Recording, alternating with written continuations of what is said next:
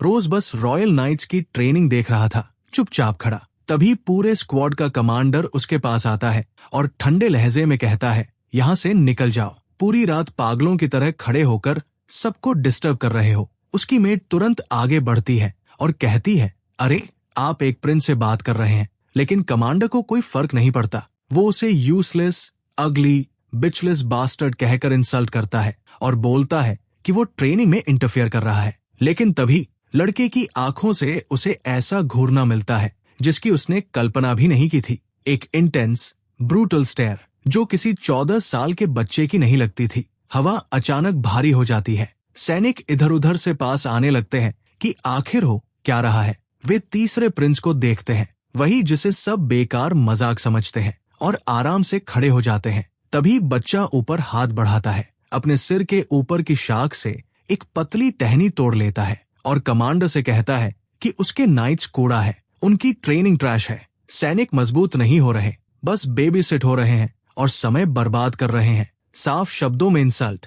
डड्स obviously भड़क जाता है। गुस्से में उसे गाली देने ही वाला था कि पलक झपकते ही बच्चा उसके पीछे खड़ा होता है। हैबल मुश्किल से अपनी तलवार समय पर उठा पाता है और उसे तुरंत समझ आ जाता है, अगर उसने एक पल भी देर की होती तो वो मर चुका होता। उसने अभी अभी एक स्टिक से किए गए किलिंग स्ट्राइक को ब्लॉक किया है। क्या ये कैसे हो सकता है? बच्चा हल्का सा मुस्कुराता है, फिर वो ब्रांच छोड़ देता है और कमांडर की तलवार उसके हाथ से उड़ जाती है, डिसआर्म्ड, वो भी एक टहनी से, उसके कमांड के हर सैनिक के सामने। बच्चा कहता है कि उसे कमांडर की लैक ऑफ स्किल देखकर हैरानी हुई। एक यूजलेस समझे जाने वाले से खुद को डिफेंड भी नहीं कर पाया। एबल घुटनों पर गिर जाता है, कांपती आवाज में माफी मांगता है। उसके आदमी जमे हुए खड़े हैं। उनका कमांडर उस प्रिंस के सामने जमीन पर गिड़गिड़ा रहा है जिसे कोई रिस्पेक्ट नहीं करता। अब असली कहानी। इस लड़के का असली नाम बैरन है। वो पहले एक किंग था, सैक्रिया नाम के राष्ट्र का राजा।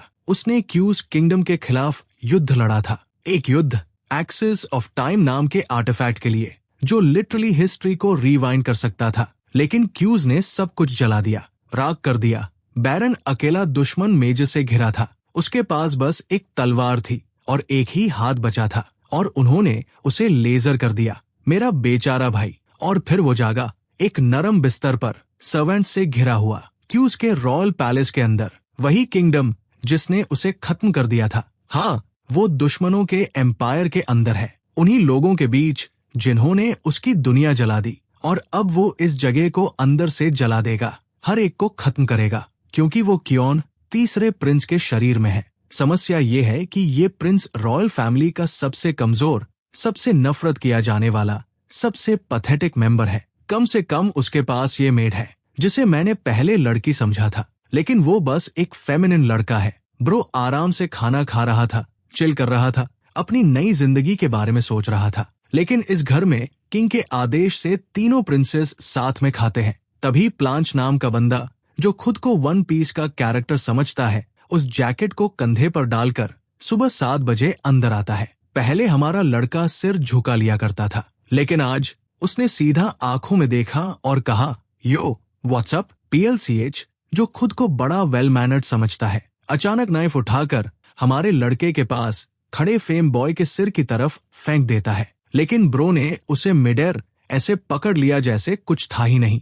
फिर उसके पास जाकर कहता है, सावधान रहना ब्रो, अगली बार ये तुम्हारे चेहरे पर खत्म हो सकता है। भाई बस सन्न रह गया। उसकी आंखों में शौक साफ दिख रहा था। उसे इस जगह के सबसे ट्रैश समझे जाने वाले ने रोस्ट कर दिया। लेकिन मामला इतना स्मूथ नहीं था, कुछ ऑलमोस्ट गलत हो गया था। जब नाइफ उसकी तरफ आया, उसने इंस्टिंक्ट में लगभग ऑरा यूज कर दिया था, एक ऑरा वॉरियर के रिफ्लेक्सेस, जिसने पूरी जिंदगी बैटलफील्ड पर बिताई, डाइनिंग रूम में उसे एक्सपोज कर सकते थे। तभी उसके सीने में एक तेज दर्द उठा, नाइफ से नहीं, अंदर से। उसकी सांस रुकने लगी। क्या हो रहा है? उसने चेक किया और जो मिला उसने सब बदल दिया। उसके दिल के चारों ओर 3 मना सर्कल्स। ये शरीर सिर्फ किसी वीक प्रिंस का नहीं है, ये एक मेज का शरीर है। 3 सर्कल्स पहले से फॉर्म्ड।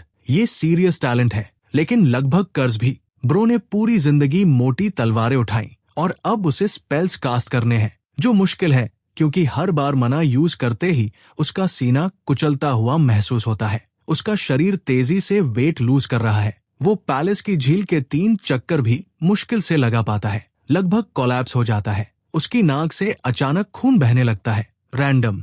रॉयल टेलर जो उसका मेजरमेंट लेता है कहता है वो हर बार और पतला हो रहा है। 3 मना सर्कल्स वाला शरीर और royal dragon blood line blessing तो उसे लगातार हील करना चाहिए, स्ट्रॉन्गर बनाना चाहिए, टूटना नहीं। लेकिन ऐसा इसलिए हो रहा है क्योंकि इस बच्चे को पॉइजन दिया जा रहा है और छोटी डोज नहीं। जो भी उसके सिस्टम में है वो इतना स्ट्रॉन्ग है कि अगर ड्रैगन ब्लड लाइन उसे 24/7 बर्न न कर रही होती तो वो कब का मर चुका होता। ये कोई रैंडम असैसिनेशन अटेम्प्ट नहीं है, कोई उसे दिन रात पॉइजन दे रहा है। लेकिन कौन? ब्रो को याद है ओरिजिनल टाइमलाइन में ये लड़का 15 साल की उम्र में मर गया था। कहा गया कि उसने क्वीन को पॉइजन करने की कोशिश की और फिर खुद को हैंग कर लिया। लेकिन क्या वो कहानी हमेशा से झूठ थी? और सस्पेक्ट्स की बात करें तो तभी हमारे ब्रो को किसी के आने की स्मेल आती है। Literal dog behaviour. ये है कस करंट क्वीन। आंखों के रंग से समझ आता है शायद स्टेप मदर है। और सच में वो स्टेप्सन नीश के लिए परफेक्ट दिखती है, थिक लिप्स के साथ। और सीधे हमारे लड़के के पास आती है, कहती है कि आजकल वो बहुत ग्रोन और हेल्दी दिख रहा है। ब्रो हल्की मुस्कान के साथ कहता है मैं ज्यादा नहीं बढ़ा, आगे देखना कितना ग्रो कर सकता हूँ। हाँ, मेरी स्टोरीज उसी डायरेक्शन में जाती है। उसके शब्दों से एटमॉस्फेयर भारी हो जाता है, हवा जैसे थम गई हो।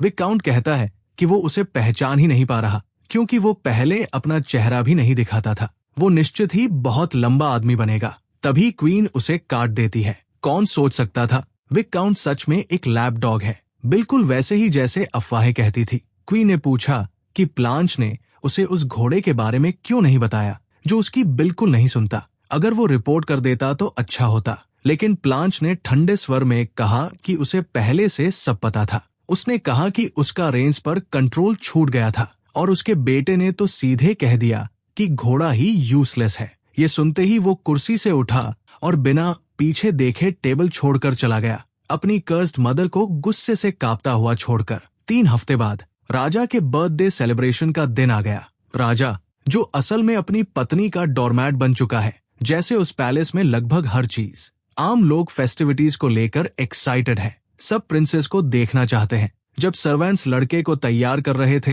तभी टोर अचानक घबरा गया। किलियन की नाक से खून बहने लगा। अचानक, तेज। सर्वेंट्स पैनिक में आ गए। जल्दी कॉम्प्रेसेस लाओ, बटलर ने घबराई आवाज में कहा। प्रिंस ने हल्के से कहा कि कुछ नहीं है, बस नींद ठीक नहीं हुई। लेकिन टेलर जो उसे अक्सर मेजर करता है उसने धीरे से कहा कि लड़का और भी पतला हो गया है। किलियन ने तुरंत बात बदल दी, बोला कि वो ज्यादा एक्सरसाइज कर रहा था इसलिए वेट कम हुआ। जैसे ही टोर बाहर गया बटलर ने धीमी आवाज में पूछा, क्या आज वही दिन है? चाहे कुछ भी हो, सिलियन की हेल्थ को लेकर रूमर्स फैलने से पहले उसे एलन से मिलना है, मस्क से नहीं। किंग के स्केड्यूल में डिले की वजह से उसे अपने बेटों से एक एक करके मिलना पड़ेगा। लड़के के पास समय बर्बाद करने का लक्ष्योरी नहीं है। वो मन ही मन चाहता है कि उसका पिता सबको एक साथ बुला ले। प्राइवेट मीटिंग उसकी उम्मीद में नहीं थी। किंग रोमा डॉक्यूमेंट्स पढ़ रहा है। प्रिंस खुद को अनाउंस करता है, लेकिन किंग ऐसे बिहेव करता है जैसे उसने सुना ही नहीं, जैसे पूरी मौजूदगी को इग्नोर कर दिया हो। क्या बेहुदा बर्ताव है, किलियन के मन में ख्याल आया। तभी किंग बिना ऊपर देखे कहता है,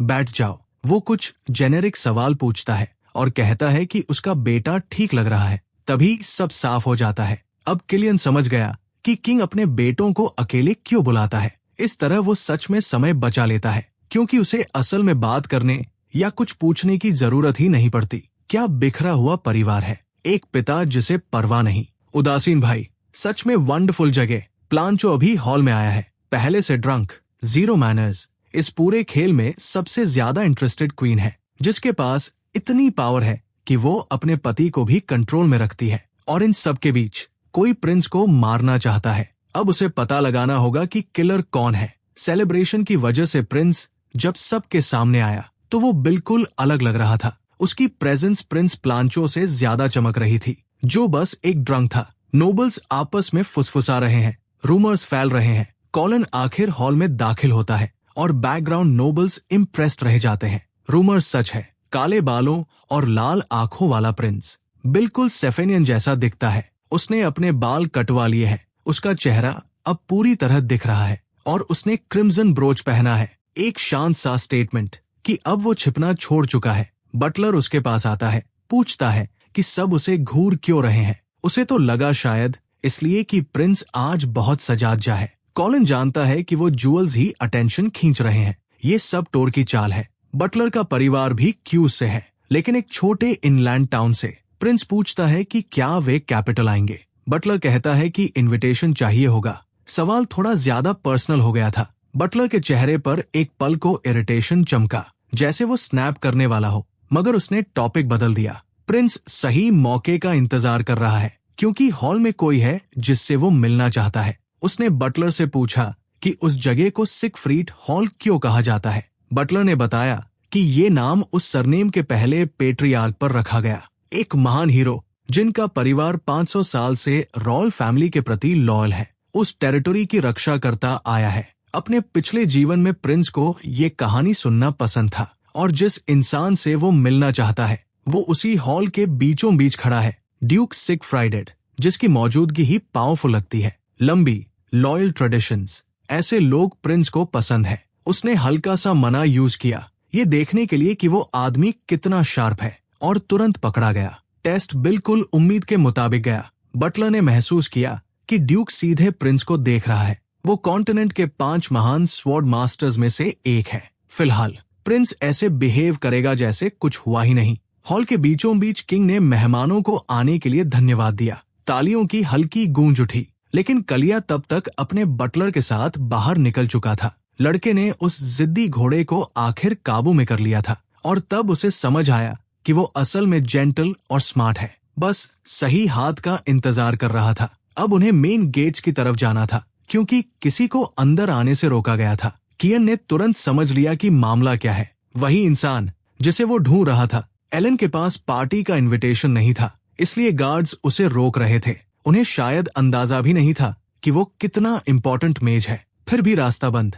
एलन के चेहरे पर हल्की सी खींच थी, जैसे वो सोच रहा हो कि यहाँ मेहमानों को उनके कपड़ों से आका जाता है। प्रिंस ने तुरंत भाप लिया, मेज ये सब जानबूझकर कर रहा है, जैसे वो खुद ही कोई बहाना ढूंढ रहा हो इन ग्राउंड्स पर कदम न रखने का, और बस मुड़कर चला जाए। बटलर ने धीमे से कहा कि वो उसके पीछे नहीं जा सकते, क्योंकि इससे किंग के ऑर्डर्स का उल्लंघन होगा। लेकिन कॉलियन मेज का ट्रेल खो नहीं सकता था। उसने बटलर से कहा गार्ड्स को रोको, और अपने घोड़े को एडी लगाकर एलन की तरफ बढ़ गया। नाइट्स चिल्लाए, प्रिंस तुरंत रुकिए। किंग का आदेश था कि कोई बाहर नहीं जाएगा, लेकिन बच्चा अपने काले घोड़े पर सवार होकर उन्हें लांग गया फोर्ट्रेस के बाहर की ओर। अब बटलर पर जिम्मेदारी थी, उसे गार्ड्स को रोकना था, क्योंकि उसे साफ आदेश मिला था कि ऐसा होने से रोके। पूरे कॉन्फिडेंस के साथ उसने नाइट्स को तुरंत रुकने को कहा। बोला प्रिंस को सिगफ्राइड से परमिशन मिली है, और तभी उसने अपनी असली पहचान बता दी। उसका नाम सोयन है, ड्यूक सिगफ्राइड का सबसे बड़ा बेटा। बाद में कोई जोर से हंस रहा था। वही ड्यूक, अपने बेटे की चतुराई से प्रभावित। जब सोयन उनकी जमीन छोड़कर गया था, वो बस एक छोटा बच्चा था, लेकिन फैसला सही था। लड़का थोड़ा डरा हुआ था कि ड्यूक और किंग के रिश्ते में तनाव आ सकता है, लेकिन सिगफ्राइड आश्वस्त था, कुछ नहीं होगा, किंग सवाल नहीं पूछेगा। वो हर बात को जरूरत से ज्यादा सोचता है। अगर प्रिंस को हमारे परिवार से मदद मिली है तो उसे सजा नहीं मिलेगी। वहाँ पावर का एक नाजुक संतुलन है, और सब कुछ ऐसे ही इग्नोर कर दिया जाएगा जैसे हुआ ही नहीं। इधर बाहर जो भी वजह थी जिसने यंग प्रिंस को पैलेस से बाहर खींचा, एलन ने नोटिस किया कि वो उसका पीछा कर रहा है, जैसे कोई डांट खाने वाला हो। उसने मुड़कर पूछा कि इसका तीसरा प्रिंस मेरा पीछा क्यों कर रहा है। कियोन पहले से जानता था। 7वें सर्कल तक पहुंचने के बाद एजिंग धीमी हो जाती है। उसने शांत स्वर में कहा, देर हो चुकी है, क्या आप सच में जा रहे हैं? मेज ने कहा। जब उसने उस दरवाजे को खोलने की कोशिश की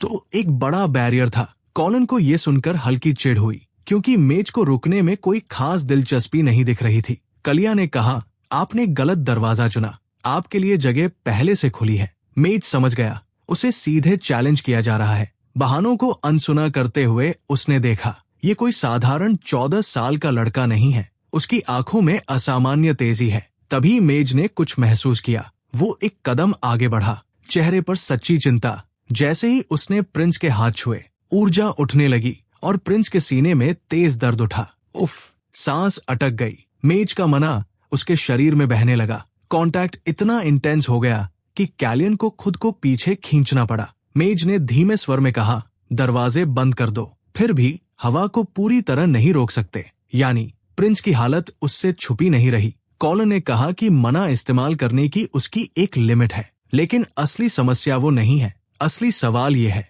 क्या मेज ने सच्चाई समझ ली है? एलन उसे दिलचस्पी से देखता रहा। ड्रैगन डिसेंडेंट्स होने के बावजूद कैरिस मेजस को नीची नजर से देखते हैं और एलन की मौजूदगी को अक्सर इग्नोर किया जाता है। लेकिन अब उसे लग रहा था फेट उसे इस लड़के तक लाई है। उसने पूछा, तुम मुझसे क्यों मिलना चाहते थे? कॉल जानता था अब झूठ बोलेगा तो पकड़ा जाएगा। उसने बेहद विनम्रता से कहा, मुझे बात करनी थी क्योंकि मुझे लगता है मेरी जान जल्द ही खतरे में होगी। तीसरे प्रिंस से सब नफरत करते हैं, उसका अस्तित्व दुश्मनों से घिरा है। एलन ने बिना किसी चांट के उनके चारों ओर एक साउंड बैरियर खड़ा कर दिया। पूरी तरह खामोशी। क्या ताकत है? मेज ने कुछ सोचते हुए पूछा, तुम्हारा असली लक्ष्य क्या है? जो आने वाला है उससे बचना या असली समस्या को खत्म करना? कलिया ने गहरी सांस ली। अभी के लिए किसी और बड़ी तबाही को रोकना प्रायोरिटी है, और अगर मुझे वो पाने के लिए थ्रोन लेना पड़े तो मैं लूंगा। उसकी आवाज में अजीब सा कॉन्फिडेंस था। एलन के होठों पर हल्की मुस्कान आई। एक युवा प्रिंस जिसे अपने लक्ष्य तक पहुंचने के लिए मेंटोर चाहिए। सच में दिलचस्प। इसलिए मेज ने कहा, मुझे फिर से इनवाइट करना। और उसी क्षण प्रिंस उसके सामने घुटनों पर झुक गया, अपने नए मेंटोर का सम्मान करते हुए। मेज का ईगो ठीक से स्ट्रोक होते ही उसने प्रिंस को बचाने के लिए हाँ कर दी। वापस बटलर के पास जाकर सोयन ने अपने पिता से पूछा कि क्या सच में किसी को उसकी असली पहचान के बारे में पता नहीं है, क्योंकि अगर ये बात लीक हो गई तो बड़ी समस्या खड़ी हो जाएगी। सिगफ्राइड पूरे कॉन्फिडेंस में थे, लेकिन उनका बेटा अब भी चिंतित था। उसने लिया के बारे में पूछा कि वो कैसी है इन दिनों। पिता ने कहा कि वो परिवार के इंटरनल अफेयर्स बहुत अच्छे से संभाल रही है, वही पोजीशन जिसे लड़के ने छोड़ दिया था। जब भी वो बटलर बनने का ये खेल खत्म करना चाहे, कभी भी वापस आ सकता है। ड्यूक को एहसास था कि वो अपने बेटे को लंबे समय तक नहीं देख पाएंगे, इसलिए जब लड़के ने कहा कि वे 3 महीने में फिर मिलेंगे, तो सिगफ्रीड ने इसे ऐसे लिया जैसे उसका बेटा अपनी मौजूदा पोस्ट छोड़ने वाला है। लड़के ने बस इतना कहा, जल्द ही एक यंग मास्टर 15 साल का होने वाला है। पिता ने मुस्कुराकर पूछा, तुम्हें पता है हमारे सरनेम का मतलब क्या है? उन्हें चेयूस के एलिफेंट्स कहा जाता है। उन्होंने कभी थ्रोन नहीं चाहा, लेकिन उनकी ताकत असाधारण है। वो बीस्ट्स के किंग्स है और कोई उन पर हाथ नहीं डाल सकता। ये कहते हुए सिगफ्राइड के होठों पर गर्व भरी मुस्कान थी। उनका नाम अपने आप में शक्ति रखता है। फिर उन्होंने बेटे से कहा, जो करना है करो। और ये सुनकर लड़का सच में खुश हो गया। बस इतना कहा कि अगली बार उन्हें इतना परेशान न करे।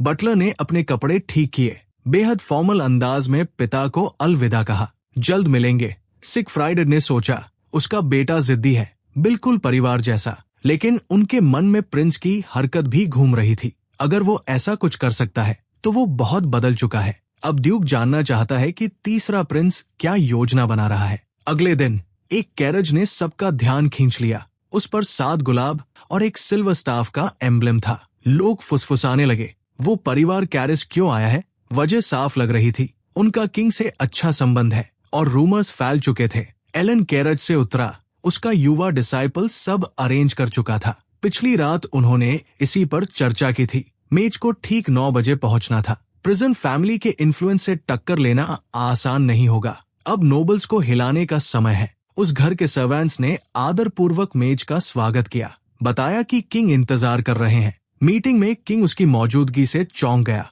एलन ने रहने के लिए जगह मांगी, अपनी पत्नी की पावर का सामना करने के लिए। किंग जानता है कि अगर वो मेज उसके पक्ष में हो तो बहुत काम आएगा, लेकिन उसका पहले सीधे यहाँ आना उसे थोड़ा सस्पिशियस भी बना रहा था। मेज ने कहा कि पिछली रात उसे एक छोटा सा काला बिल्ली का बच्चा मिला, लाल आंखों वाला। वो बहुत स्मार्ट लगा, इसलिए उसने उसे कुछ सिखाने का सोचा, लेकिन उसके पास ठहरने की जगह नहीं है। किंग ने पूछा, क्या सिखाओगे? जवाब साफ था, मैजिक।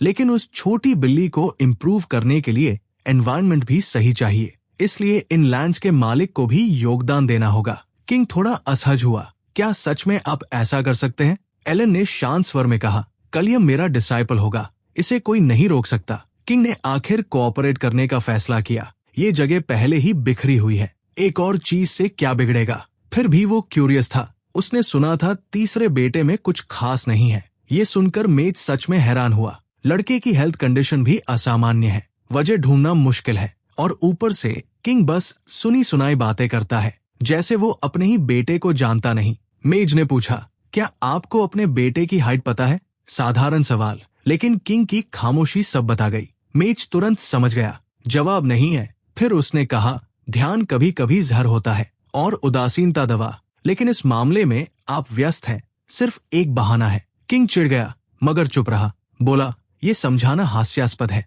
लेकिन मैं अपने बेटे की बहुत परवाह करता हूँ। वो असाधारण रूप से खास है। तभी उनकी बातचीत टूटने ही वाली थी कि एक मैजिकल बैरियर खड़ा हो गया। एलन ने किंग से कहा, ध्यान दीजिए, लड़का बीमार है। उसके कपड़े भी तुरंत ऑल्टर करने पड़े क्योंकि उसका वजन गिर गया है। वो सुबह उठते समय खुद को संभाल नहीं पाता। अगर आप बस देखते रहेंगे तो वो चीज खो देंगे जिसे इतना प्रेशियस कहते हैं। लगभग दोपहर होने वाली थी और यंग प्रिंस अब तक अपने कमरे से बाहर नहीं आया था, ब्रेकफास्ट भी नहीं। बटलर ने कहा वो संभाल लेगा, चाय ले आएगा। हमारा प्रोटैगनिस्ट बिस्तर पर पड़ा है, गहरी पीड़ा में, नींद में भी। बटलर ने सोचा शायद कल का दिन बहुत एग्जॉस्टिंग था। तभी मेज अचानक प्रकट हुआ और देखा कि लड़का अब तक नहीं जागा। मेज की मौजूदगी ने बटलर को हिला दिया, लेकिन जब एलन सच में उसके सामने प्रकट हुआ, वो अंदर तक दहल गया। सिक फिगरी जेआर ने तुरंत मेज को रोकने की कोशिश की,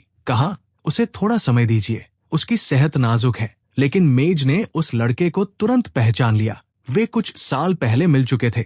वो समझ गया, ये बेबी एलिफेंट है। लगता है कुछ लोग जानते हैं कि बटलर का पिता कौन है। बटलर ने मन ही मन कसम खाई थी कि उसका डिस्गाइज परफेक्ट है। फिर भी वो पकड़ा गया। आखिरकार हमारा प्रोटैगनिस्ट जागा, लेकिन उसे अंदाजा भी नहीं था कि वो कितने घंटों से सो रहा था। शरीर अब भी भारी था, सीने में हल्की टीस बाकी थी। उसे बताया गया कि कोई विजिटर आया है। कलिया ने जैसे ही मेज को देखा, उसकी आंखों में हल्की चमक आई। एलन ने उसे एक छोटा सा गिफ्ट दिया, कुछ पिल्स जिन्हें रोज लेना होगा। उसने शांत आवाज में कहा कि लड़का दो समस्याओं से जूझ रहा है। पहली, वो अपने मना को कंट्रोल नहीं कर पा रहा। दूसरी, उसका शरीर बहुत तेजी से वेट खो रहा है। कलियो अपने टीचर की ऑब्जर्वेशन से सच में प्रभावित हुआ। ओलन ने पूछा, क्या तुम्हारे पास ब्लेसिंग की शक्ति सच में है? कलिया ने सिर हिलाया। उसी ब्लेसिंग की वजह से उसे जल्दी रिकवर होना चाहिए और मैजिक के लिए नेचुरल एफिनिटी होनी चाहिए, लेकिन उसकी रिजेनरेशन किसी तरह गड़बड़ थी। एलन और भी इंट्रिग्यूड हो गया। तुम्हें कभी अजीब नहीं लगा? हीलिंग और मैजिकल पावर साथ हो तो सिद्धांत रूप से तुम्हारा हार्ट बेहद स्ट्रांग होना चाहिए। उसके टीचर ने खुद ही जवाब दिया, ब्लेसिंग गायब नहीं हुई है और दिल में भी कोई डिफेक्ट नहीं। असल में उसकी रिजेनरेशन लगातार इस्तेमाल हो रही है, बस कहीं और। ये सुनते ही हमारे प्रोटैगनिस्ट के भीतर जैसे बिजली कौंध गई। क्या? उसका दिमाग तुरंत समझ गया, उसे पॉइजन दिया जा रहा है, और अगर ब्लेसिंग न होती तो वो बहुत पहले मर चुका होता। इतना स्ट्रॉन्ग पॉइजन जिससे लड़ते लड़ते उसका शरीर लिमिट तक धकेला जा रहा है। इसलिए मना यूज करना इतना मुश्किल था। उसे याद आया, ओरिजिनल टाइमलाइन में ये लड़का मर्डर का शिकार हुआ था, लेकिन उससे पहले से पॉइजन दिया जा रहा था। कितनी सोची समझी साजिश। ये सोचकर उसके भीतर गुस्सा उबलने लगा। उसकी आंखों में ठंडा क्रोध चमक उठा। एलन ने उस नेगेटिव इंटेंट को महसूस किया। एक 14 साल के बच्चे में ऐसी भावना अस्वाभाविक। टैलियन को लगा वो छोटी पिल एंटीडोट है। टीचर ने कहा जल्दबाजी में बनाई है, लेकिन काफी होगी। प्रोटैगनिस्ट सोचने लगा, अगर वो एंटीडोट लेता रहे और पॉइजन भी अंदर जाता रहे तो? ये सुनकर टीचर गंभीर हो गया। तब ट्रीटमेंट उतना असरदार नहीं होगा। पॉइजन को सिस्टम में रहने देना खतरनाक है। लेकिन लड़के को अंदाजा था कल्प्रिट कौन हो सकता है। हर सुबह जो चाय वो पीता है, वही वो सबके सामने पीता है। इसलिए कंफर्म करना आसान होगा कि उसने इंजेस्ट किया। शायद पिछले जीवन में उसने यही खोज लिया था और इसी वजह से उसकी असैसिनेशन तेज हो गई थी। लेकिन अब हालात अलग है। काले को सच जानना है, वो भी सब कुछ सीक्रेट रखते हुए। टीचर ने पूछा, क्या यही एक रास्ता है? बॉय को कंफर्म करना होगा कि टी सोर्स है। इससे सर्वेंट्स खतरे में पड़ सकते हैं, क्योंकि कल्प्रिट रोज कॉन्फिडेंस से ये करता है। उसे यकीन है कि वो कभी पकड़ा नहीं जाएगा। बटलर की असली पहचान जानते हुए टीचर ने कहा वो सुरक्षित रहेगा। फिर भी उसने कैलियन की चिंता समझी और पूछा अगला कदम क्या होगा। तभी कहीं छिपा एक घिनौना बूढ़ा आदमी बोला, ट्रम्प कार्ड इस्तेमाल करने के लिए कुछ हासिल करना पड़ेगा। उसकी आवाज रहस्यमय थी। अगले दिन कॉलिन चाहता था कि उसका टीचर उसके साथ बाहर चले। उधर कुछ सर्वेंट्स प्रिंस पीएलसीएच को ढूंढने गए। क्वीन उसे बुला रही थी। उसने कहा लड़का बहुत देर कर चुका है, लेकिन उसे परवाह नहीं थी। फिर से ड्रंक। उसने पानी पिया और माँ से कहा, जो कहना है जल्दी कहो और जाओ। क्वीन ने सुना था कि हमारे प्रोटैगनिस्ट को मेंटो मिल गया है। एलन, 7 सर्कल मेज। ये खबर नोबल्स में फैल रही थी। पीएलसीएच को कोई फर्क नहीं पड़ा। क्वीन ने ठंडे स्वर में कहा, मेरे इन्वेस्टमेंट की कद्र करो। अब तैयार हो जाओ, बहुत सी नजरें तुम पर रहेंगी। निराश मत करना। पीएलसीएच भड़क उठा। कप जमीन पर दे मारा। हाथ कट गया। दर्द से चेहरा बिगड़ा। फिर भी सर्वेंट्स को बाहर लात मारकर निकाल दिया।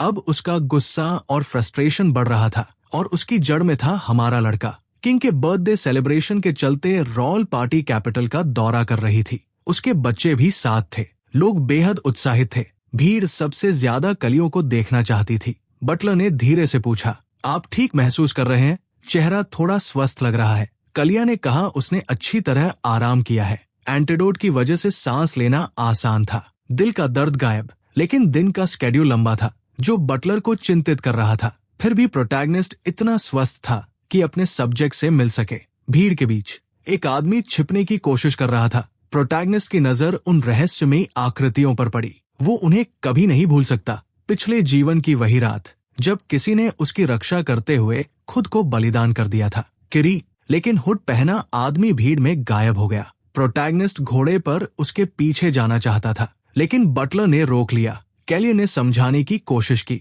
मुझे उसके पीछे जाना होगा, लेकिन वो जा चुका था और उस पल कैरावैन छोड़ना बेहद बुरा दिखता। एक बात पक्की थी, वो अपने दोस्त से फिर मिलेगा। रास्ते के अंत में एक नोबल ने किंग और उसके परिवार का स्वागत किया। उसने कहा कि उसने उनके अराइवल को सेलिब्रेट करने के लिए एक परफॉर्मेंस तैयार किया है। और ये सुनते ही हमारे लड़के के मन में हल्की सी बेचैनी दौड़ गई। बैरन मेलर, वही आदमी जो इस पूरे आउटिंग का जिम्मेदार था और वही जिसकी वजह से हमारे बॉय ने इतना स्ट्रेस महसूस किया था। अपनी पास्ट लाइफ में भी एक हॉर्सबैक आउटिंग उसी बैरन ने ऑर्गेनाइज की थी और तब किंग के एक बेटे को चोट लग गई थी, जिसका नतीजा मेलर को फांसी दे दी गई थी। सोचिए कैसी आयरनी है। अफसोस की बात यह थी कि वो सच में एक पलाइट सा बैकग्राउंड कैरेक्टर लगता था, जैसे किसी साजिश में शामिल ही न हो।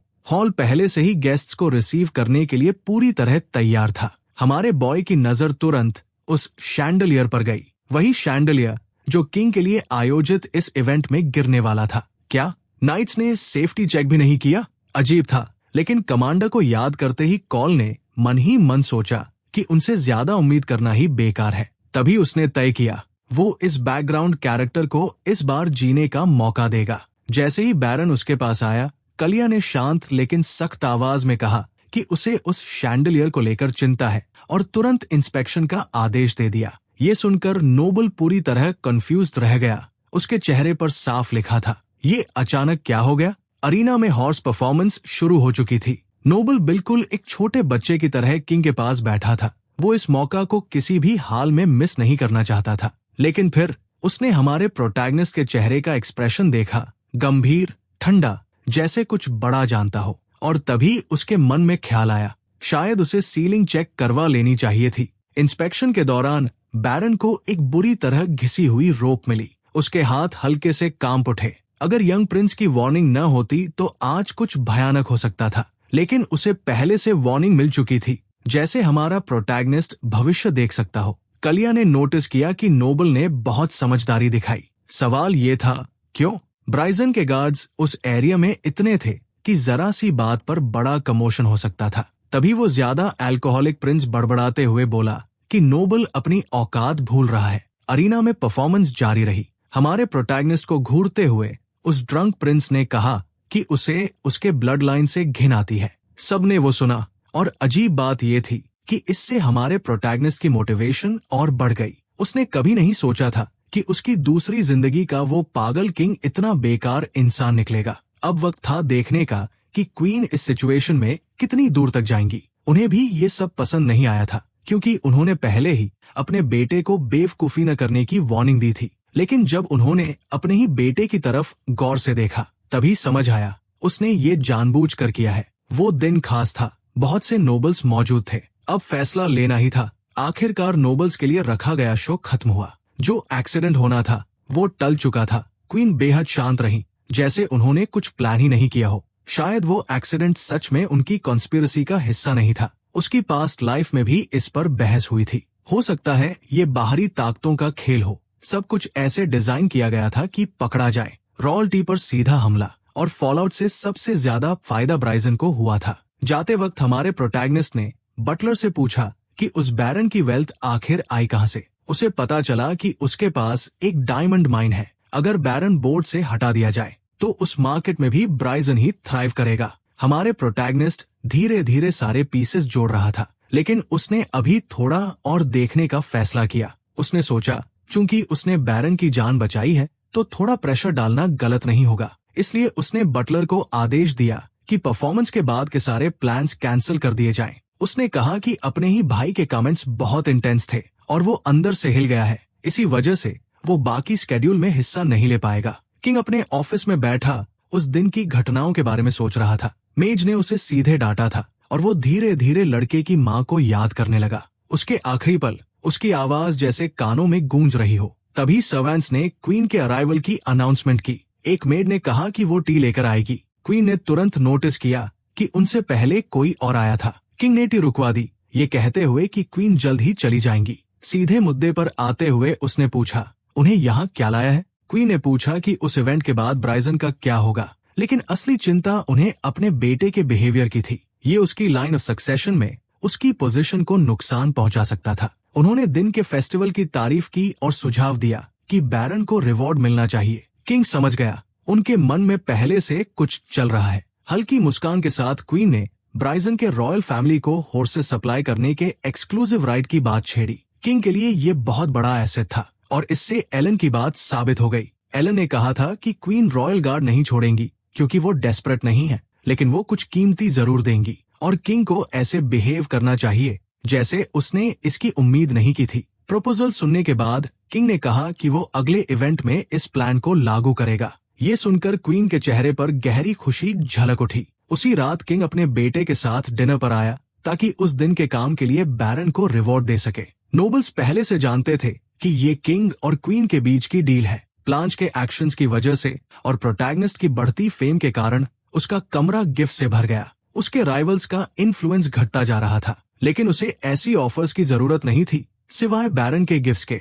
बाकी सब वो डोनेट कर देगा। बटलर को बैरन के गिफ्ट्स ढूंढने में ज्यादा वक्त नहीं लगा और जब उसने वो डिब्बा खोला तो अंदर एक बेहद फ्लैशी नेकलेस था जो लाल स्टोन से बना हुआ था। वो इतना बड़ा था कि सच में घोड़े के लिए बना हुआ लगता था। ये देखकर हमारा लड़का उलझन में पड़ गया। क्या सच में ये उसके लिए था? तभी उसे पता चला कि जब बैरन पास आया था तो बटलर ने कह दिया था कि हमारे बॉय को ब्लैक हॉर्स पसंद है। बस उसी वजह से ये नेकलेस भेजा गया। साफ था, बैरन उसके इरादों को परख रहा था। अगर उसने ये गिफ्ट स्वीकार कर लिया तो बाद में एक और आएगा। टैलियन ने ठंडे मन से सोचा, ये आदमी अपनी ही जान की कीमत नहीं समझता। ये ज्वेल्स काफी नहीं थे, इसलिए उसने एक मैसेज भेजने का फैसला किया। उसने बटलर से कहा कि उसे इस नेकलेस की कीमत जाननी है क्योंकि वो इसे खुद खरीदने वाला है। बटलर हैरान रह गया, ये कैसी बात हुई? तब हमारे बॉय ने साफ कहा कि वो इससे फैसिनेटेड नहीं है। दरअसल उसकी नजर एक बहुत ही सिनिस्टर प्लांट पर टिक गई थी।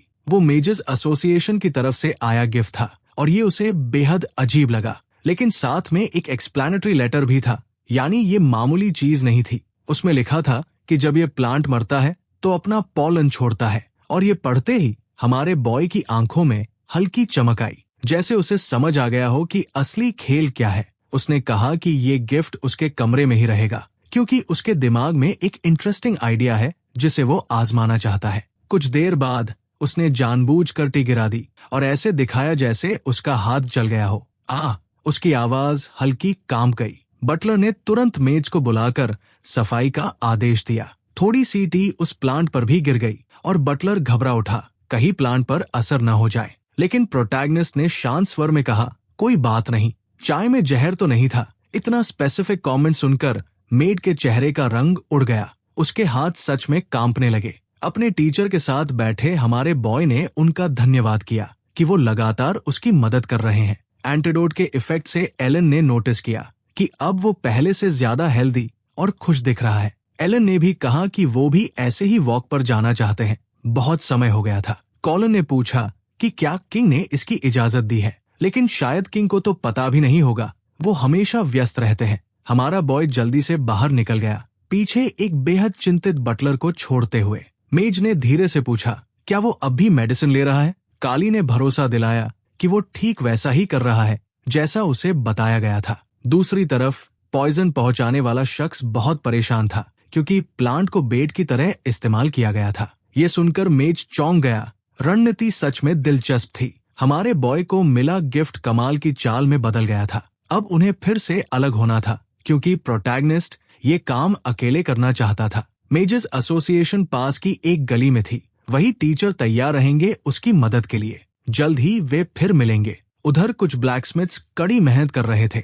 हमारे बॉय ने अपनी सुरक्षा के लिए एक डैगर ले लिया। अब से अगर उस पर हमला हुआ तो ये काम आएगा। उसे अब और जानकारी चाहिए थी। अपनी पास्ट लाइफ में भी कई एजेंट्स इसी मकसद से फील्ड में भेजे गए थे।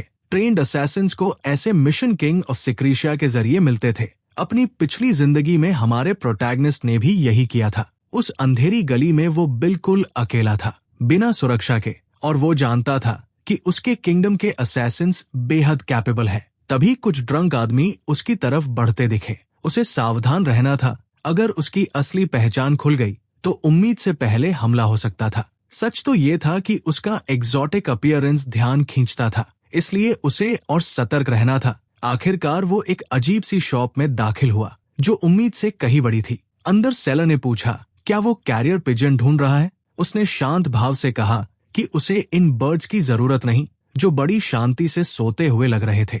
ऐसा भी लग रहा था जैसे वे बहुत दूर से आए हों, थके हुए हों, और उस शॉप से बेहतर जगह उनके लिए कोई न हो। बूढ़ा आदमी और ज्यादा क्यूरियस हो गया। तुम यहाँ किस लिए आए हो? केन ने धीरे से जवाब दिया, मुझे अपने बर्ड्स को फीड करना है। और पलक झपकते ही उस पर हमला हुआ। ब्लेड उसके हुड के बेहद करीब से गुजरी। बूढ़े आदमी ने ठंडी आवाज में कहा कि उसने हाल में कोई बर्ड्स नहीं बेचे, इसलिए वो बहुत सतर्क और सस्पिशियस है। केन तुरंत समझ गया, ये कोई साधारण बूढ़ा नहीं है। इस हालात में लड़ना मुश्किल होगा, इसलिए हमारे बॉय ने बातचीत का रास्ता चुना। उसने कहा कि जिन बर्ड्स को वो ढूंढ रहा है, उन्होंने बहुत दूर एक नेस्ट छोड़ा है और उन्हें खाना चाहिए। उन्हें बेचा नहीं गया। बर्ड्स असल में कोड नेम था सीक्रेट एजेंट्स के लिए, जो जानकारी इकट्ठा करते थे। फील्ड में कौन कहाँ है, ये सीक्रेसी के एजेंट्स भी पूरी तरह नहीं जानते थे, ताकि जानकारी लीक न हो। बूढ़े आदमी ने पूछा, क्या लड़का किसी का बर्ड है? कॉलियन ने एक पल के लिए सोचा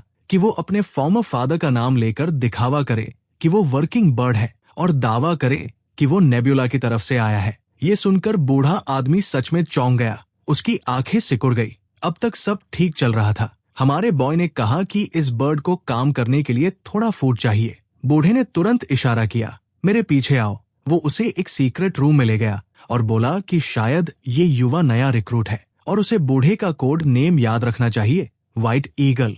हमारे प्रोटैगनिस्ट ने बिना झिझक जवाब दिया, रेड स्वान। अब असली जानकारी लेने का समय था।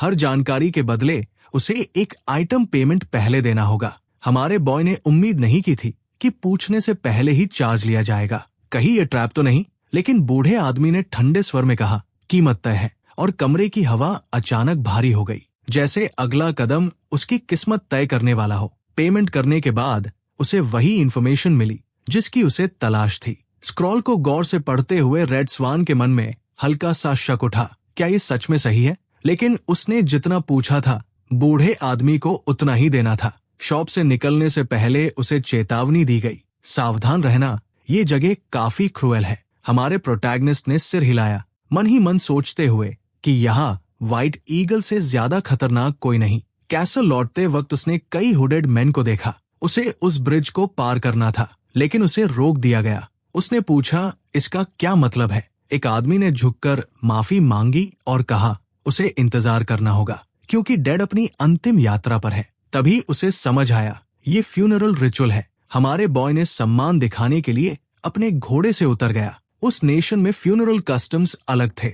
वे रेड फ्लावर्स नदी में छोड़ते थे ताकि डेड रास्ता न भूले। उसकी पास्ट लाइफ में व्हाइट फ्लावर्स ग्रेव पर रखे जाते थे, जो रात में खिलते थे। इसका मतलब कि डेड और लिविंग कभी नहीं मिलेंगे। ये सोचते ही उसका मन भारी हो गया।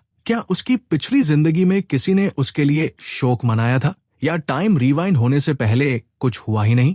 कहीं वो खुद वही डेड तो नहीं जो अपना रास्ता खो चुका है? तभी किसी ने उसे सम्मान दिखाने के लिए धन्यवाद कहा। अब वो आगे बढ़ सकता था। घोड़े पर बैठते हुए उसने हुड़हुड़ाया और धीरे से कहा, वो उस आत्मा के लिए प्रार्थना करेगा जिसने उसे रोका था। उसने उसका चेहरा साफ देखा। उसके साथी समझ गए कि वो अचानक चुप क्यों हो गया। आर्सन ने धीमे से कहा, वो सिक्रिशा के प्रिंस को बहुत अच्छी तरह याद रखेगा, क्योंकि उसकी पास्ट लाइफ में भी ऐसा ही हुआ था। साथियों को जवाब देते हुए उसने कहा, वो युवा आदमी एक दयालु इंसान लगता है। आगे बढ़ते हुए कैलियन ने कई साइन बोर्ड्स देखे जिन पर सिस्फेनियन लिखा था। उसे थोड़ा ओवर द टॉप लगा, खासकर आखिरी वाला जो किसी बार जैसा दिख रहा था। उसकी पास्ट लाइफ की कहानियां सच थी। उस शहर में सिस्फेनियन के फॉलोअर्स की भरमार थी। एक बॉल्ड आदमी हमारे बॉय को किसी प्राइवेट जगह ले जाना चाहता था, लेकिन कैलियन ने शांत स्वर में कहा, वो वहां नहीं जाना चाहता। उसे उस बिल्डिंग की 4th फ्लोर चाहिए।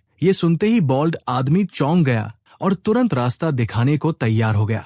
अब कॉलन एक खाली हॉल में खड़ा था। दीवार पर लटकती एक छोटी सी चीज पर उसकी नजर पड़ी। व्हाइट ईगल के साथ रहते हुए उसने सिर्फ एक जानकारी मांगी थी, चूज में इलीगल बिजनेस कहाँ होता है। जैसे ही उसने उस अजीब ऑब्जेक्ट को एक्टिवेट किया, दीवार में एक सीक्रेट डोर खुल गया। नीचे जाने वाली सीढ़ियां थी, अंडरग्राउंड, जहां उसे और जानकारी मिलेगी। नीचे कुछ लोग गैम्बलिंग कर रहे थे, लेकिन वो उसकी मंजिल नहीं थी, और अंदर जाने पर इलीगल फाइट्स हो रही थी। भीड़ अपने फेवरेट फाइटर्स के लिए जोर से चीख रही थी। पहला मैच खत्म हुआ। विनर था स्टोनफेस। हारने वाले की बॉडी घसीट कर ले जाई गई और बेट्स बांटे गए। खून की गंध हवा में तैर रही थी। ये वो जगह थी जहां लोग ब्रुटैलिटी के लिए अपनी ह्यूमैनिटी छोड़ देते थे। हमारे बॉय को ये सब घिनौना और दयनीय लगा। तभी एंट्री फी मांगने के लिए कोई उसके पास आया। उसी वक्त उसकी नजर एक सिल्वर हेड लड़की पर पड़ी। वो म्यूट लग रही थी और इशारों से उसे आगे का रास्ता दिखा रही थी। उसने देखा, उसके कानों के सिरे काट दिए गए थे और वो उन कपड़ों में असहज थी। उन लड़कियों की गर्दन में ट्रैकिंग डिवाइस लगा था ताकि वे भाग न सके। म्यूट लड़की ने फिर इशारा किया नंबर 27 की ओर। शायद वो चाहती थी कि वो अब बेट लगाए। हमारा बॉय भीड़ में घुल मिल गया जब तक कि उसे वो न मिल जाए जिसके लिए वो आया था। वहां का रूल सिंपल था, अगर बेट जीतते हो तो पैसा तेजी से मिलता है। हमारे बॉय ने थोड़े ही समय में छोटी सी फॉर्चून बना ली। कुछ आदमी उसके बारे में बात करने लगे। अब एक स्पेशल फाइट का समय था, एक अनडिफीटेड फाइटर के खिलाफ। अब तक उसका अपोनेंट एक रूकी था, और यही वो इंसान था जिसे कैलियन ढूंढ रहा था। वही जिसने उसकी पास्ट लाइफ में कहा था कि वो एक ऐसी जगह फंसा था जहां उसे जिंदा रहने के लिए लड़ना पड़ा। जब तक उसकी सिस्टर मर नहीं गई, द नाइट किरी। लेकिन अभी वो सिर्फ एक स्लेव था, एक ग्लैडिएटर, असली ट्रेजर जिसे कैलियन खोजने आया था। बिना एक पल गवाए कैलियन ने अपनी सारी रकम उसी फाइटर पर लगा दी। म्यूट लड़की हैरान रह गई। ये बेहद रिस्की बेट थी। आसपास के लोग दंग रह गए। लड़का पागल है क्या? और सच कहें तो वे गलत भी नहीं थे। अब तक किरी ने एक भी जीत हासिल नहीं की थी। एक वेटरन गैम्बलर ने सिर हिलाते हुए कहा, ये रेकलेस है, किसी ऐसे पर सब कुछ दाव पर लगाना जिसने कभी जीता ही नहीं। लेकिन हमारे बॉय टस से मस नहीं हुआ। उसने म्यूट लड़की से कहा, बेट को कंफर्म करो। इसके बाद वेटरन गैम्बलर ने अपने कॉन्शियंस की सुनी और रूकी को वार्न करने चला गया कि ये फाइट पूरी तरह मास्कर बनने वाली है। केज के अंदर किरी भी समझ गया कि कुछ अलग है। अनडिफीटेड फाइटर हंसते हुए बोला, वो क्रेजी बेटर सब कुछ हारने वाला है। शैकल्स खोल दिए गए। फाइट मुश्किल से शुरू हुई थी और किरी पहले ही डेवस्टेटिंग ब्लोज को रोकने पर मजबूर था। हर ब्लॉक उतना ही दर्द दे रहा था जितना सीधा वार सहना। ग्लैडिएटर ने कर के पेट पर जोरदार स्ट्राइक मारी और इम्पैक्ट इतना भयानक था कि उसके मुंह से खून निकल पड़ा। भीड़ पागलों की तरह चिल्लाने लगी और अब हमारे प्रोटैगनिस्ट का दिल सच में घबराने लगा। बिना स्वॉर्ड के किरी उतना खतरनाक नहीं था, ये वो जानता था, लेकिन उसे उस फियर्स फाइटर की पोटेंशियल पर पूरा भरोसा था। ग्रेहेड नाइट के स्ट्राइक्स तेज नहीं थे।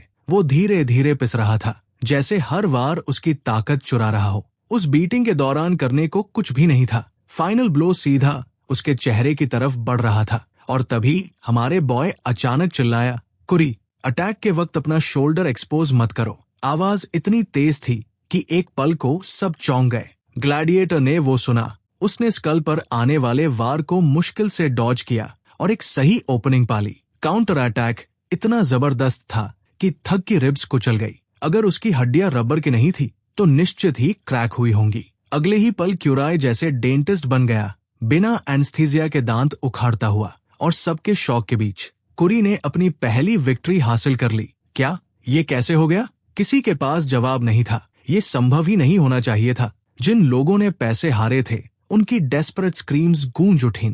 किरी ने भीड़ के पार हमारे बॉय की तरफ देखा और काय अपनी खुशी छिपा ही नहीं पाया। तभी एक बेहद सस्पिशियस बॉल्ड आदमी आया और बोला, कोई आपसे मिलना चाहता है, चलिए। प्राइवेट रूम में किसी ने कहा कि हमारे बॉय में असली टैलेंट है। उसने 3 कॉइन्स को 6000 में बदल दिया और ये बैटिंग हाउस के लिए बड़ी समस्या थी। वो आदमी उसे पे नहीं करना चाहता था। कियाने ने सोचा शायद कोई डील प्रपोज करेंगे, लेकिन वे जितने दिखते थे उससे भी ज्यादा बेवकूफ निकले। मॉबस्टर ने पूछा, इस हालत में लड़का क्या ऑफर कर सकता है? हमारे प्रोटैगनिस्ट ने शांत लेकिन ठंडी आवाज में कहा, अगर उसने अपना हुड उतार दिया तो हालात उनके लिए बहुत खराब हो जाएंगे। मॉबस्टर हंसा।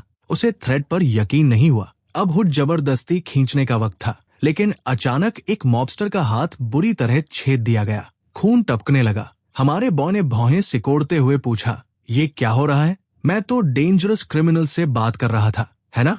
उसी पल उन्हें एहसास हुआ वो किसी साधारण लड़के से नहीं बल्कि सच में अनहिंज्ड इंसान से उलझ गए हैं। राहत की सांस लेते हुए हमारे बॉय ने कहा, उसे पैसे में दिलचस्पी नहीं है। वो ग्लैडिएटर किरी को घर ले जाना चाहता है। मॉबस्टर को ये बिल्कुल पसंद नहीं आया। स्लेव ने अभी अभी पैसा कमाना शुरू किया था, लेकिन कुछ ही सेकंड में उसने समझ लिया अगर उसने मना किया तो हालात बेकाबू हो जाएंगे। उसने सोचा अपने आदमियों से इस लड़के की असली ताकत परखना आसान होगा। तभी एक और ज्यादा डिस्ट्रक्टिव कट ने साफ कर दिया कि असली कंट्रोल किसके हाथ में है। हमारे प्रोटैगनिस्ट ने साफ कहा, अगर उसके खिलाफ गए तो वो कौन सी नहीं उस आदमी की जान भी ले सकता है। अब फैसला मॉबस्टर को करना था। उस ऑरा स्ट्राइक के बाद जवाब साफ था। उसने तुरंत आदेश दिया, किरी को कमरे में लाओ। उसे क्या पता था वो स्ट्राइक सिर्फ ब्लफ था। हमारे बॉय दोबारा वो वार नहीं कर सकता था। उसका कमजोर शरीर उसे झेल नहीं पाता।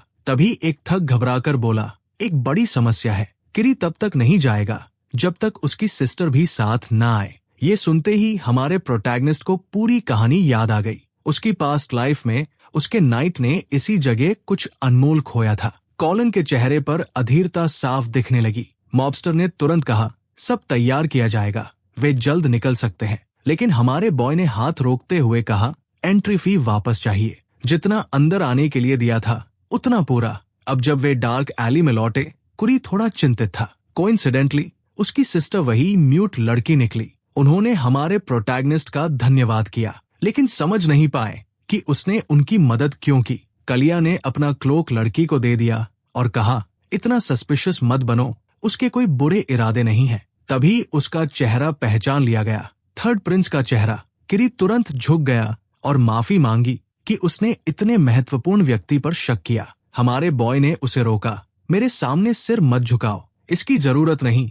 वे सिबलिंग्स एल्फ ब्लड वाले थे, हाइब्रिड्स, और उनकी जिंदगी पहले ही मुश्किलों से घिरी थी। मौका देखकर हमारे बॉय ने कहा, अटैक के दौरान शोल्डर एक्सपोज करना फेंसिंग के बिगिनर्स की गलती होती है। अब सवाल था, क्या किरी नाइट बनना चाहता है? युवा ने दृढ़ आवाज में कहा, वो नाइट नहीं बल्कि ऐसी स्वॉर्ड बनना चाहता है जो हर उस चीज की रक्षा करे जिसे वो प्यार करता है। हमारे बॉय मुस्कुराया, पहला कदम है उसका शील्ड बनकर काम करना। अगर वो उस रास्ते पर आगे बढ़ना चाहता है तो उसे ढूंढने आए। और उसने उसे एक स्वॉर्ड थमा दी। क्यूराई अभी भी समझ नहीं पा रहा था इतनी कीमती चीज उसे क्यों दी गई। कॉल ने हल्की मुस्कान के साथ कहा, उसे एक अच्छी स्वॉर्ड की जरूरत है। अब वक्त है अपनी पास्ट लाइफ में मिले हर कर्ज को चुकाने का। उधर एलन हाल की घटनाओं की समीक्षा कर रहा था, कैसे हमारे बॉय ने उस बैरन की जान बचाई। प्रिंस को पहले से पता था कि शैंडलियर गिरेगा। आखिर उसे कैसे मालूम? हमारा बॉय अपने मास्टर से मिलने गया। एलन ने ध्यान दिया, उसके कुछ कपड़े गायब थे। कहीं मुसीबत में तो नहीं पड़े? उसने पूछा। युवा ने शांत स्वर में जवाब दिया, कुछ हुआ था, लेकिन वो फाइट नहीं थी। उसके टीचर समझ गए कि ये काम आसान नहीं रहा होगा। कॉल ने मान लिया, आज का दिन बहुत लंबा था। उसने अपना नाइट ढूंढ लिया था और जो उसे पॉइजन दे रहा था उसे पकड़ने के लिए ट्रैप भी लगा दिया था। फिर भी उसके भीतर अजीब सी बेचैनी थी। शायद इसलिए क्योंकि उसने बहुत कम समय में बहुत कुछ कर दिया था। एलन ने मैजिक की मदद से टी डालनी शुरू की। हमारे बॉय ने हल्की मुस्कान के साथ कहा, अब ये सच में मेज का ऑफिस लग रहा है। टीचर ने मजाक में पूछा, क्या वो मॉन्स्टर मीट से बनी कोई मिस्टेरियस सूप एक्सपेक्ट कर रहा था? सच कहें तो कॉलिन को कुछ ज्यादा इम्प्रेसिव उम्मीद थी। कमरा बिल्कुल साधारण था और बिना शीट का डैगर दीवार पर टंगा होना अजीब डेकोरेशन लग रहा था। लेकिन हमारे बॉय ने तुरंत समझ लिया, ये साधारण चीज नहीं है। एलन ने पूछा, क्या प्रिंस जानता है कि ये यहाँ क्यों है? क्योंकि ये उसकी रूम में नहीं होना चाहिए। बस उंगलियों की हल्की हरकत हुई और डैगर हवा में उठकर सीधे हमारे बॉय की तरफ बढ़ा। एक पतली सी खून की धार फर्श पर गिरी। एलन ने देखा, कमजोर शरीर के बावजूद उसके रिफ्लेक्सेस अभी भी तेज है। उसने खुद को बचा लिया, लेकिन उसने जरूरत से ज्यादा जोर लगा दिया। एलन ने बताया, ये स्फेनियन द्वारा बनाया गया मैजिकल टूल है। ये आपके अपोनेंट के हिडन वेपन को कॉपी करता है। यानी ये एक वार्निंग थी। हमारे बॉय ने समझ लिया, अटैक भी एक ब्लफ था। एलन ने अपनी आंखों से देख लिया कि स्वॉर्ड चलाने के अलावा ये लड़का और भी इस्तेमाल कर सकता है। पहली मुलाकात से ही उसे लगा था कि सब कुछ अजीब है, लेकिन अब तो और भी एब्सर्ड बातें सामने आ रही थी। ये लड़का वैसा नहीं था जैसा सब समझते थे। जब उसे पता चला कि उसे पॉइजन दिया जा रहा है, वो डरा नहीं, वो गुस्से से भर गया था। और बैरन वाले इंसिडेंट के बाद अब वक्त था टीचर को सच बताने का। एलन ने हीलिंग मैजिक से उसके घाव भरे। शायद टीचर पहले से उसकी असली पहचान पर शक कर रहे थे, या शायद वो उस पर यकीन करना चाहते थे। तब हमारे प्रोटैगनिस्ट ने कहा, वो कॉलिन नहीं है, उसका असली नाम बैरन सिक्रिशिया है। ये सुनकर जैसे कमरे की हवा रुक गई। ये तो हर रिग्रेस स्टोरी का पहला रूल तोड़ देना हुआ। अब दोनों ने आर्टिफैक्ट एक्सेस ऑफ टाइम के बारे में बात की। लगता था असली कॉलिन अब सच में जिंदा नहीं है। प्रोफेसर मानना चाहते थे, लेकिन हमारे प्रोटैगनिस्ट पूरी तरह निश्चित नहीं था। उसे अब भी किसी और की प्रेजेंस महसूस होती थी। पहले वो भ्रमित था, अब यादें जुड़ने लगी। एलन को उनकी पहली मुलाकात याद आई, जब हमारे बॉय ने कहा था कि उसे रॉयल थ्रोन से भी ऊपर कुछ चाहिए। अब एलन जानना चाहते थे, वो क्या है? कलिया ने साफ कहा, वो वॉर को होने से रोकना चाहता है। उसे नहीं पता पंचे एक्सेस ऑफ टाइम के पीछे क्यों पड़ा है, लेकिन अगर प्रॉब्लम की जड़ वही रही तो हिस्ट्री खुद को दोहराएगी। एलन ने पूछा,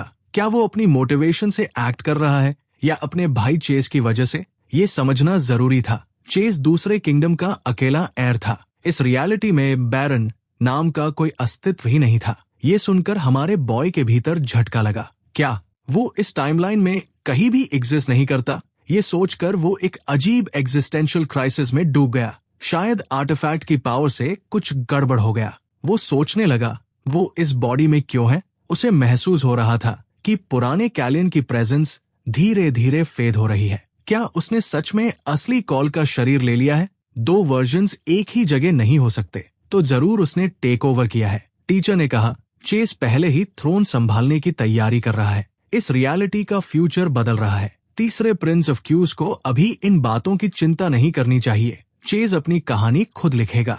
बैरन ने गहरी सांस ली। उसे अतीत से चिपकना छोड़ना होगा। वो अपने टीचर की चिंता समझता था, लेकिन उसने एक बात साफ कर दी, टीचर का डर सच नहीं होगा, क्योंकि जिस दिन वो उस दुनिया में जागा, उसने अपने भीतर की हर उस चीज को खत्म कर दिया जो उसे बैरन बनाती थी। इतने भारी शब्द कि एलन कुछ पल चुप रह गए। अब हमारे प्रोटैगनिस्ट ने पूछा, क्या टीचर ठीक है? सब सुनने के बाद भी एलन उलझन में होते हुए अपने स्टूडेंट की चिंता पूरी तरह नहीं समझ पाए। शुरुआत से ही उनका अलायंस सिर्फ एक इंसान से था, हमारे बॉय से। बाहर निकलते हुए कैलियन ने पूछा, क्या टीचर एक्सेस ऑफ टाइम के बारे में पहले से जानते थे? उनकी प्रतिक्रिया देखकर लगा कि उन्हें कुछ मालूम है। एलन ने बताया, पिछले साल चेज ने भी यही सवाल पूछा था। उन्हें बस इतना पता है कि आर्टिफैक्ट इंसानों ने नहीं बनाया, और एक महीने पहले उन्हें पता चला वो किंगडम से गायब हो चुका है। शायद उसी दिन जब हमारे बॉय का रिग्रेशन हुआ। ये सुनकर कलिया थोड़ा सिहर उठा। आर्टिफैक्ट क्यों गायब हुआ? ये सवाल अभी अनुत्तरित था, लेकिन कोई है जो शायद इसका जवाब जानता हो, और प्रिंस उससे जल्द ही मिलने वाला है। एलन ने सोफेनियन की स्टैचू की ओर इशारा किया। हमारे बॉय को याद आया, उसकी कमिंग ऑफ एज सेरेमनी करीब है। उस इवेंट का नाम है रोसलिता। इसमें रॉयल फैमिली के सदस्यों को सेफेनियन का खाली नेस्ट ढूंढना होता है और उसके अंदर उसकी विल से संवाद करना होता है। लेकिन वहां तक जिंदा पहुंचना जरूरी है, यानी पहले उसे पता लगाना होगा कि उसे पॉइजन कौन दे रहा है। कॉल को यकीन था सिर्फ इस ट्रैप से ही किसी को पकड़ा जाना चाहिए था। अपने कमरे में लौटकर उसने उस प्लांट को ध्यान से जांचना शुरू किया। हालांकि बटलर परेशान था, फिर भी सब कुछ बिल्कुल वैसे ही हुआ जैसा प्रोटैगनिस्ट ने प्लान किया था। और अब वक्त था कुछ सच में सीरियसली कूल ढूंढने का। सीधे टेरेस की तरफ बढ़ते हुए बटलर ने ठंड से कांपते हुए पूछा कि आखिर इतनी फ्रीजिंग कोल्ड में बाहर जाने की क्या जरूरत है। वही फूल जो उसे गिफ्ट में मिला था। जब वो मरता है तो उसका पॉलन हवा में फैल जाता है और बहुत कम लोग जानते हैं कि उसमें ये ट्रेट होता है। चाय सबके सामने डाली गई थी ताकि कोई शक न करे। कॉलन हर एक चेहरे की रिएक्शन बड़े ध्यान से देख रहा था, क्योंकि वो एक डेडली पॉइजन था। बहुत कम लोग उससे बच पाते और उस प्लांट को तो अब तक मर जाना चाहिए था। लेकिन क्या वो तो पूरी तरह हेल्दी था, जैसे किसी ने स्पेसिमेन ही बदल दिया हो। तभी बटलर को समझ आया कि असल में हो क्या रहा है। उस प्लांट का पॉलन अब भी हवा में तैर रहा था और जो ट्रेल पीछे छूट रही थी वो साफ बता रही थी कि प्लांट कहाँ छिपा हो सकता है। वही निशान प्रोटैगनिस्ट को सीधे कल्प्रिट तक ले जाएगा और वो इशारा कर रहा था हेशिया के पैलेस की तरफ, जहां उसी किंगडम की क्वीन रहती है। कितनी अजीब कोइंसिडेंस है ना। प्रोटैगनिस्ट खिड़की से गिरती बारिश को चुपचाप देख रहा था। उसकी आंखों में गहरी सोच थी। बटलर धीरे धीरे पास आया। लड़के ने सामान्य, लगभग मासूम आवाज में पूछा कि क्या उसने अच्छी तरह आराम किया। वो बिल्कुल हेल्दी दिख रहा था। ये देखकर बटलर सच में स्तब्ध रह गया। सुबह सुबह इस तरह का ग्रीटिंग, वो इसका आदी नहीं था। लड़के ने कहा कि वो आज जल्दी उठ गया था। क्या ये तो अनहर्ड ऑफ था। और साथ ही उसकी नजर चाय के कप पर टिकी हुई थी। जैसे ही उसने एक घूंट लिया, उसे स्वाद थोड़ा अलग लगा। सेलिस ने पॉइजन की डोज बढ़ा दी थी। लड़के ने कैजुअली पूछा कि क्या इस हफ्ते नोबल्स के साथ कोई इवेंट है। बटलर ने बताया कि अगले हफ्ते कॉन्फ्रेंस है और उसके तुरंत बाद एक ग्रैंड बैंक्वेट, यानी पॉइजन पीना बंद करने के लिए बिल्कुल परफेक्ट दिन। प्रोटैगनिस्ट ने चाय के तुरंत बाद एंटीडोट ले लिया। ये देखकर बटलर की भौहें सिकुड़ गई। उसने पूछा ये क्या है। लड़के ने शांत भाव से कहा बस विटामिन्स है, शरीर कमजोर हो रहा है, लेना जरूरी है। अब बटलर सोच में डूब गया। उसकी नजर टीकप पर टिक गई। उसे अंदर से अजीब बेचैनी होने लगी। हॉर्स प्रेजेंटेशन के बाद से प्लांच ने ब्रेकफास्ट पर आना बंद कर दिया था। प्रोटैगनिस्ट के लिए ये अच्छी खबर थी। उसके स्केड्यूल से एक ऑब्स्टिकल हट गया था। दूसरे भाई की मौजूदगी का फायदा उठाते हुए कैलियन ने कहा कि जल्द ही फूल खिलने वाले हैं। अचानक दोनों के बीच भारी साइलेंस छा गया और ब्लॉन्ड लड़का उठकर चला गया। उसके जाते ही बटलर ने पूछा कि ये बात छेड़ने की जरूरत क्या थी। कॉलन ने सहजता से कहा कि टहलते हुए उसने कुछ रोजेस देखे और उसे याद आया कि रैंडल कभी रोजेस उगाया करता था। इसमें कोई हिडन मीनिंग नहीं था, या शायद था। उसी दिन बाद में प्रोटैगनिस्ट ने फिर से ट्रेनिंग की। उसकी फिजिकल कंडीशन और बिगड़ रही थी और उसे यकीन था कि अगर उसने ट्रेनिंग रोकी तो उसका शरीर और तेजी से डिटेरियोरेट हो जाएगा। उसे अब तक समझ नहीं आया था कि उसका मास्टर वहां कैसे पहुंचा, लेकिन टीचर ने बताया कि उसने किंग से बात की है। ये सुनकर लड़के ने शांत स्वर में कहा कि उसके 2 सवाल है। उसे 2 लोगों की आइडेंटिटीज चाहिए। उसके मास्टर के लिए ये मुश्किल नहीं था। दूसरा फेवर था कुछ नोबल्स की इन्वेस्टिगेशन, खासकर ब्राइजन फैमिली की, और ये तो टीचर पहले से सस्पेक्ट कर ही रहा था। काम आसान था, मगर लड़का अपने मास्टर को काफी ऑर्डर्स दे रहा था। टैलियन ने गंभीर आवाज में कहा कि पॉइजन अब और कॉन्सेंट्रेटेड हो चुका है, यानी कल्प्रिट सच में मिल चुका है। टीचर को भी अंदाजा था कि ये कौन हो सकता है। एक ग्रेट मेज से ऐसी चीज छिपाना आसान नहीं होता और ये मैटर इम्पोर्टेंट था, इसलिए एलन के लिए इन्फ्लुएंस बढ़ाने का ये परफेक्ट मौका था। मेज ने सोचा कि शायद उसे शील्ड की तरह इस्तेमाल किया जाएगा, लेकिन लड़के का इरादा अलग था। वो उसे वेपन की तरह इस्तेमाल करना चाहता था। उसे अपनी पास्ट लाइफ याद थी, व्हाइट डीमन आर्मी जो सिर्फ मेजेस से बनी थी। भविष्य में कॉल भी ऐसा ही बटालियन चाहता था, सिर्फ उसी तरह के सोल्जर्स। टीचर ने हल्की मुस्कान के साथ कहा, मेजेस नाइट्स नहीं होते और उन्हें ट्रेन करना आसान नहीं। लेकिन प्रोटैगनिस्ट अड़ा रहा, ये पॉसिबल है। उसके कॉन्फिडेंस ने टीचर को गहरी सोच में डाल दिया। रोमा को भी जब ऐसा आइडिया आया था तब लोगों ने उसे इग्नोर कर दिया था, कहा था इम्पॉसिबल है, लेकिन उसने कर दिखाया। फिर भी सस्पिशियस सर्कमस्टेंसेस में उसकी जल्दी मौत हो गई। मेज कॉर्पोरेशन सच में एक मिलिट्री फोर्स बन गई थी, जिसे प्लेन ने इस्तेमाल किया, लेकिन इस बार चीजें अलग होंगी। ब्राइसन फैमिली अब लड़के के रास्ते में नहीं आएगी और वो पॉइजन टी को क्वीन सीआईज के साथ नेगोशिएशन के लिए इस्तेमाल करना चाहता था। एलन ने पूछा कि ये प्रैक्टिकली कैसे होगा। लड़के ने बस इतना कहा, जल्द ही सब होगा। उसका वेग जवाब टीचर को असहज कर गया। अपनी स्लीव के अंदर छिपी चीज निकालते हुए लड़के ने कहा, इसे तब इस्तेमाल करना जब क्वीन गलती करे और फिर नेगोशिएशन शुरू होगा। इन्फिल्ट्रेटेड मेड्स ने पॉइजन की डोज और बढ़ा दी, लेकिन क्वीन अब भी गुस्से से भरी हुई थी। चारों तरफ रूमर्स फैल रहे थे और वो अंदर ही अंदर जल रही थी। तभी कोई पास आया, उसका अपना बेटा, जो उसके हाथों का टूल था। उसने माँ को समझाने की कोशिश की कि चिंता न करे, लेकिन क्वीन ने ठंडे स्वर में कहा कि वो किसी भी फैसले के लायक नहीं है। ये सुनकर उसके शब्द जैसे दिल में धंस गए। PLCH गुस्से और बेबसी में वहां से चला गया। क्वीन ने अपने ही बेटे को कमजोर समझा और ठान लिया कि चाहे जैसे भी हो, वो उसके लिए फ्यूचर में किंग बनने का रास्ता खुद बनाएगी।